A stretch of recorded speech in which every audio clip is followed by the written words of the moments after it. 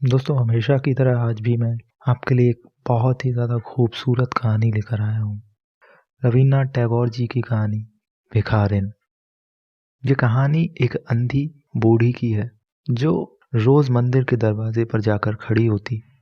दर्शन करने वाले बाहर निकलते तो वो अपना हाथ फैला देती और बड़े आराम से धीरे से बोलती, बाबूजी, अंधी पर दया करो। वो बस इतना ही बोलती क्योंकि वो जानती थी कि मंदिर में आने वाले श्रद्धालु हुआ करते हैं। उसका ये अनुमान गलत न था। आने जाने वाले 2-4 पैसे उसके हाथ में रख ही देते थे। अंधी उनको दुआएं देती और खुश हो जाती। वहां से गुजरने वाली स्त्रियां भी उसके पल्ले में थोड़ा बहुत अनाज डाल जाया करती थी। सुबह से शाम वो इसी तरह हाथ फैलाए खड़ी रहती थी और उसके बाद मन ही मन भगवान को प्रणाम करती, धन्यवाद देती और अपनी लाठी के सहारे अपनी झोपड़ी की तरफ चल पड़ती। उसकी झोपड़ी नगर से बाहर थी। रास्ते में भी मांगती हुई जाती। झोपड़ी तक पहुंचते पहुंचते उसे 2-4 पैसे और मिल जाते। झोपड़ी के पास पहुंचते ही एक 10 साल का लड़का उछलता कूदता उसके पास आता और उससे लिपट जाता। अंधी टटोल कर उसके माथे को चूमती। ये बच्चा कौन है, किसका है, कहाँ से आया, इस बात का कुछ पता नहीं। 5 साल हुए, पास पड़ोस वालों ने उसे अकेला देखा था। इन्हीं दिनों एक दिन शाम के समय लोगों ने उसकी गोद में एक बच्चा देखा। वह रो रहा था। अंधी उसका मुंह चूम चूम कर उसे चुप करा रही थी। ये कोई असाधारण घटना नहीं थी और शायद इसीलिए किसी ने भी पूछना जरूरी नहीं समझा कि ये बच्चा किसका है। उसी दिन से यह बच्चा उस अंधी के पास था और खुश था। अंधी ने अपनी झोपड़ी में एक हांडी गाड़ रखी थी। शाम के समय जो कुछ भी मांग कर लाती उसमें डाल देती। खाने के लिए अन्न काफी मिल जाता था। उससे काम चल जाता था। पहले बच्चे को पेट भर खिलाती और फिर खुद खाती। सुबह होते ही उसे खिला पिलाकर फिर मंदिर के द्वार पर जाकर खड़ी हो जाती। वहीं काशी में सेठ बनारसी दास प्रसिद्ध व्यक्ति थे। बच्चा बच्चा उनकी कोठी से परिचित था। हर कोई उन्हें जानता था। हर कोई उन्हें जानता था कि वह बहुत बड़े देशभक्त और धर्मात्मा है। कोठी पर अक्सर भीड़ लगी रहती थी। कुछ कर्ज मांगने आते थे और कुछ ऐसे भी थे जो अपनी पूंजी सेठ जी के पास धरोहर के रूप में रखने आते थे। सैकड़ों भिखारी अपनी जमा पूंजी इन्हीं सेठ जी के पास जमा कर जाते। अंधी को भी ये पता था, लेकिन पता नहीं अब तक वो अपनी कमाई अपने ही घर में जमा कर कर क्यों रखी थी। वो हिचकिचाती थी सेठ जी के पास जाने से, पता नहीं क्यों। उसके पास काफी रुपए हो गए थे। हांडी लगभग पूरी भर गई थी। उसको डर था कि कोई चुरा न ले। तभी एक दिन शाम के समय अंधी ने वह हांडी उखाड़ी और अपने फटे हुए आंचल में छिपाकर सेठ जी की कोठी पर पहुंची। सेठ जी बही खाते के पन्ने उलट रहे थे। उन्होंने पूछा, क्या है बुढ़िया? अंधी ने हांडी उनके आगे सरका दी और डरते डरते कहा, सेठ जी, इसे अपने पास जमा कर लो। मैं अंधी हूँ, कहाँ रखती फिरूंगी। सेठ जी ने हांडी की ओर देखकर कहा, इसमें क्या है? अंधी ने जवाब दिया, भीख मांग मांग कर अपने बच्चे के लिए 2-4 पैसे जमा किए हैं। अपने पास रखने से डरती हूँ कहीं चोरी ना हो जाए। बड़ी कृपा होगी अगर आप अपने इस कोठी में से रख लेंगे। सेठ जी ने मुनीम की ओर इशारा करते हुए कहा, बही में जमा कर लो।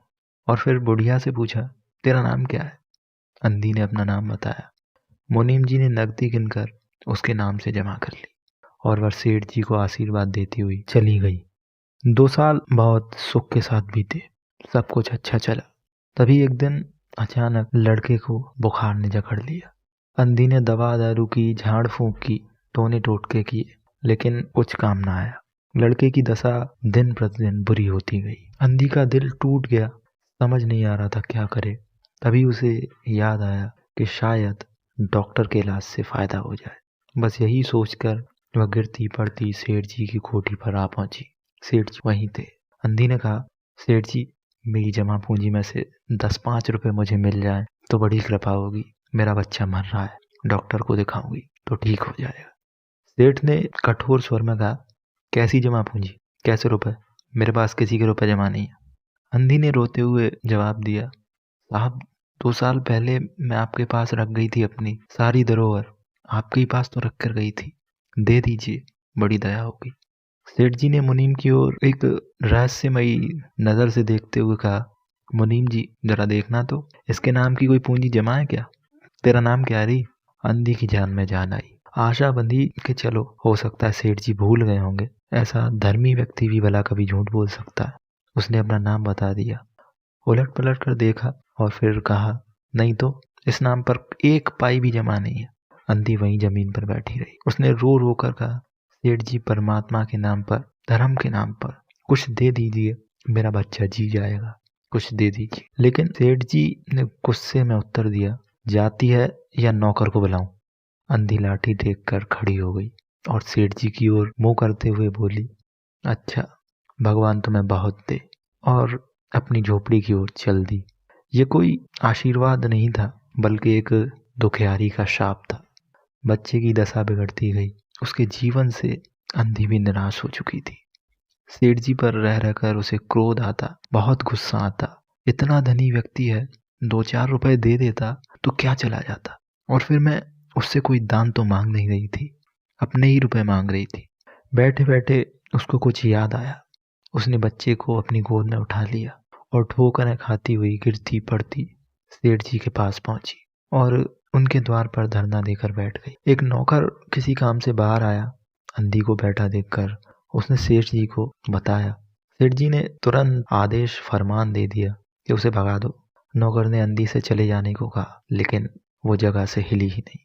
मारने का डर दिखाया, लेकिन वो फिर भी टस से मस न हुई। फिर आखिरकार सेठ जी स्वयं बाहर आए और देखते ही पहचान गए। वो देखते ही पहचान गए उस बच्चे को और आश्चर्यचकित हो गए। उसकी शक्ल उनके मोहन से बहुत मिलती जुलती थी। अभी 7 साल पहले मोहन किसी मेले में खो गया था, उनका बेटा। उसे बहुत ढूंढा, लेकिन उसका कोई पता न मिला। तभी सेठ जी को याद आया कि मोहन की जांघ पर एक लाल रंग का चिन्ह था। ये याद आते ही उन्होंने बच्चे की जांघ देखी। चिन्ह अवश्य था, लेकिन पहले से कुछ बड़ा। उन्हें विश्वास हो गया कि बच्चा उन्हीं का है और तुरंत उसको छीनकर अपने कलेजे से चिपटा लिया। देह तप रही थी। तुरंत नौकर को डॉक्टर लाने के लिए भेजा और खुद मकान में अंदर चले गए। अंधी खड़ी हो गई और चिल्लाने लगी, मेरे बच्चे को न ले जाओ, मेरा रुपए तो हजम कर गए, अब क्या मेरा बच्चा भी मुझसे छीनोगे। रोती रही, बिलखती रही, चिल्लाती रही। सेठ जी बहुत परेशान थे और बोले, ये बच्चा मेरा है, मेरा यही तो एक बच्चा है। 7 साल पहले कहीं खो गया था, अब जाकर मिला है। अब इसे किसी को नहीं दूंगा। अब कुछ भी करके मैं इसके प्राण बचाऊंगा।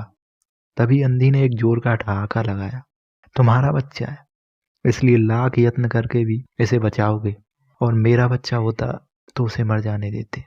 क्यों? ये कहाँ का न्याय है? इतने दिनों तक खून पसीना एक करके उसको मैंने पाला, मैं उसको अपने हाथ से नहीं जाने दूंगी। सेठ जी की अजीब दशा थी। परेशान, असमंजस, धर्म संकट, पता नहीं क्या था। कुछ करते धरते बन नहीं रहा था। समझ नहीं आ रहा था क्या किया जाए। बस चुपचाप खड़े रहे और फिर मकान के अंदर चले गए। अंधी कुछ देर तक खड़ी रही, रोती रही और फिर अपनी झोपड़ी की तरफ चल दी। दूसरे दिन सुबह ईश्वर की कृपा हुई या दवा ने जादू जैसा प्रभाव किया, कुछ भी कह लो, मोहन का बुखार उतर गया। होश आने पर उसने आंखें खोली तो सबसे पहले उसकी जुबान से माँ ये शब्द निकला। चारों ओर अजीब सी अपरिचित शक्लें देखकर उसने दोबारा अपनी आंखें बंद कर ली और फिर से उसका बुखार बढ़ने लगा। माँ की रट लगी हुई थी। डॉक्टरों ने जवाब दे दिया। सेठ जी के हाथ पांव फूल गए। क्या करूं, एक ही बच्चा है, इतने दिनों बाद मिला भी तो ऐसी हालत में, क्या करूं, इसे कैसे बचाऊं। और तभी उन्हें अंधी का ध्यान आया। सेठ जी आनन फानन में तैयार हुए और बस्ती से बाहर उस झोपड़ी की तरफ निकल पड़े। झोपड़ी बिना दरवाजे की थी। अंदर घुस गए। देखा अंधी एक फटे पुराने टाट पर पड़ी है और उसके आंखों से आंसू बह रहे थे। सेठ जी ने धीरे से उसको हिलाया। उसका शरीर भी आग की तरह तप रहा था। सेठ जी ने कहा, बुढ़िया तेरा बच्चा मर रहा है। डॉक्टरों ने जवाब दे दिया, रह रहकर पुकारता है तुझे, और तू यहाँ डली है, अब तू ही उसके प्राण बचा सकती है। चल और मेरे नहीं, अपने बच्चे की जान बचा ले। अंधी धीरे से बोली, मरता है तो मरने दो, मैं भी मर रही हूँ। हम दोनों स्वर्ग लोक में फिर माँ बेटे की तरह मिल जाएंगे। इस लोक में कोई सुख नहीं है, वहां पर मेरा बच्चा और मैं आराम से रहेंगे। ऐसा सुनते ही सेठ जी रो दिए। वो अंधी के पांव में गिर पड़े और रो रो कर कहा, आखिर तुम भी उसकी माँ हो, ममता की लाज रख लो। चलो, तुम्हारे जाने से वो बच जाएगा। ममता शब्द ने अंधी को विकल कर दिया। तुरंत कहा, अच्छा चलो, घर की तरफ चल पड़े। उस वक्त उस अंधी भिखारिन और सेठ जी की एक ही दशा थी। कोठी आ गई। सेठ जी ने सहारा देकर अंधी को उतारा और अंदर ले गए। भीतर जाकर अंधी ने मोहन के माथे पर हाथ फेरा। मोहन पहचान गया कि ये उसकी माँ का हाथ है। उसने तुरंत आंखें खोली। अंधी भिखारिन मोहन के सिरहाने बैठ गई और उसका सर अपने गोद में रख लिया और वह तुरंत उसकी गोद में सो गया। दूसरे ही दिन मोहन की दशा अच्छी हो गई और 10-15 दिन में वो बिल्कुल स्वस्थ हो गया। मोहन के पूरी तरह ठीक हो जाने के बाद अंधी ने विदा मांगी। सेठ जी ने बहुत कुछ कहा सुना कि वह उन्हीं के पास रह जाए, वहीं रुक जाए, लेकिन वो नहीं मानी। जब वह चलने लगी तो सेठ जी ने रुपयों की एक थैली उसके हाथ में दे दी। अंधी ने टटोल कर देखा, इसमें क्या है? सेठ जी ने कहा, इसमें तुम्हारे धरोहर है, तुम्हारे रुपए, मेरा वह अपराध। वो आगे कुछ बोल पाते कि अंधी ने बात काट दी और कहा, ये रुपए तो मैंने तुम्हारे मोहन के लिए जोड़े थे, उसी को दे देना। अंधी ने थैली वहीं छोड़ दी और लाठी टेकती हुई चल दी। बाहर निकलकर उसने फिर से उस घर की ओर देखा, आंखें उठाई और उसकी आंखों से आंसू बहने लगे।